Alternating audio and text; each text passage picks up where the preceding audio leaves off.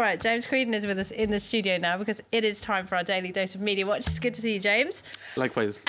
We're going to start with online reactions to what is going on in Catalonia. Yes. It has been a drama, hasn't it, ever since that referendum, which seems like ages ago now, but it was only October 1st. They voted and then Spain cracked down, and now basically it's all come to this where Spain is saying, right, we're ending your autonomy. Yeah, that's it. First time in Spanish history. It's the nuclear option, according to CNBC, so the headlines are very dramatic in this regard. Spain ready to go nuclear, and, well, that headline was written before they did go, quote-unquote, nuclear in terms of that, invoking Article 155.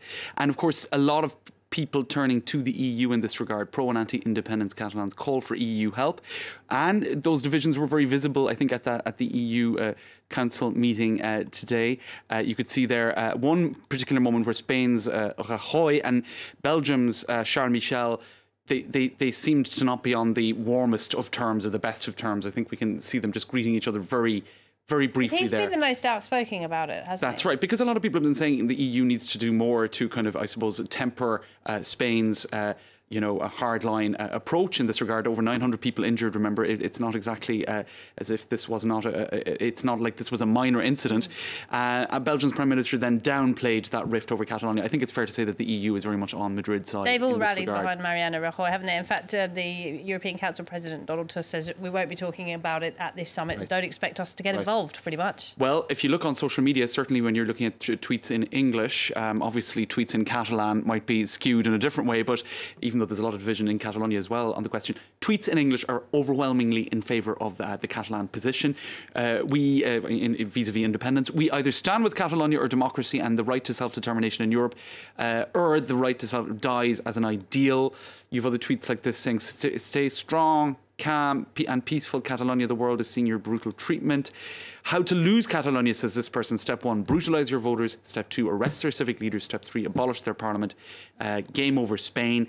And you have various tweets then juxtaposing a letter that was issued, an open letter by Catalonia, where Spain responded with a communique. So look, the tweets are kind of overwhelmingly in favour of the Catalan position. You even have this tweet here replying to the official German Twitter account for the EU, the permanent representation of Germany, saying if Catalonia is not in the heart of Europe, Europe will not be in the heart of Catalan. So really the EU caught in the crossfire there between Barcelona and Madrid. Bit of a cyber war going on about this, isn't there, from both sides? There is actually, and what's interesting about that is to see lots of talk, and we've been hearing a lot about it in the last couple of weeks, of a role, the Russian involvement here. This is interesting. It is interesting because it gets quite complicated, but what this article explains is how Russia is playing Catalonia to get a reprieve on Crimea. I'll read one paragraph that sums it up very well. The Russian narrative characterises Catalonia as yet another unintended consequence of NATO's 2008 recognition of Kosovo's independence from Russian ally Serbia. According to Russia, Kosovo opened the Pandora's box of independence movements, Catalonia being one, but you have Kosovo, you have Kurdish Iraq, you have Crimea, Quebec, and Catalonia. So in other words, Crimea didn't really declare independence. I know. It was annexed by Russia. But who cares about the facts, right? Right. But this is online, Russia. One of their biggest headaches is the condemnation of its annexation of Crimea. But if you have all of these other regions who kind of want to split off or change their status constitutionally, then why should the Russians be blamed alone? So lots of bots, lots of kind of Twitter accounts and fake Facebook profiles kind of were appearing online over the course of all of this, as well as Russian media. The Russian media, Sputnik, is the state-owned media outlet, is very interested in what's going on in Catalonia. That's right. Which is quite interesting, isn't it? It is, and I think we don't need to go into too much detail on it, but Russian meddling playbook seen in violent Catalonia vote, there seems to be a kind of a consensus on that. El País and others have done quite big pieces on it. But it's bigger than that. It's even being termed a cyber war, where the Spanish state not alone is, I suppose, keeping an eye on all of that, but shut down apps, referendum apps. They claim that this is not an infringement of freedom of speech or freedom of expression online. They're saying these apps were designed to support an illegal referendum, therefore it was legal to take them down. But you do have some criticism for the kind of hardline approach adopted online as well by Madrid.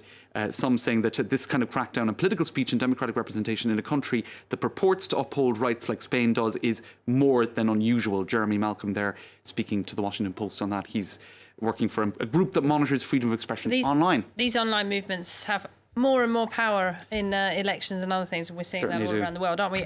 Should we talk about Melania Trump and her alleged stunt double? That's right. This is one of the more hilarious stories of the day. There's what some are dubbing a wild conspiracy, but maybe it's true, who knows, that Melania Trump has been replaced by a fake. Now, there was this particular moment a couple of days ago where Donald Trump turned to her, standing next to him, and said, "My wife standing right here," as if to kind of affirm that it is indeed her. Bit of ham acting. Which set the conspiracy theorists sort of wildly speculating about whether or not she is a fake or a stunt double. Of course, this all is hot on the heels of speculation. She always wears those huge glasses, doesn't she? That's right.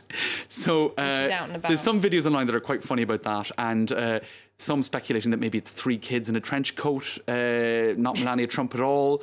Others sort of getting really creative with various... Why doesn't Melania... Some people completely rubbishing it as well, Laura, saying that this is ridiculous, that she just... It's Melania Trump, will you stop? She's wearing sunglasses. And but others have been quite funny about it, saying that, you know, that the sunglasses are doing a poor job of concealing that it isn't her, that it is her. I'm not even sure what they're meant to mean. But one person who is... being quite funny about it is Guardian columnist Marina Hyde. She is worried that she might have set this whole thing in motion with a tweet that she published on the 13th of October, where she was just being tongue-in-cheek, absolutely convinced Melania is being played by a Melania impersonator these days. Theory, she left him weeks ago. She's in hiding. And actually, you know, in the aftermath of that, these things just go wild, don't they? They've got a life of their own. Well, with big hair and glasses, you know, you just never know what's behind that. You can pretty much do anything. James, thank you very much indeed. James Creeder there with Media Watch. We're taking a short break. Do stay with us. Much more still to come here on France 24.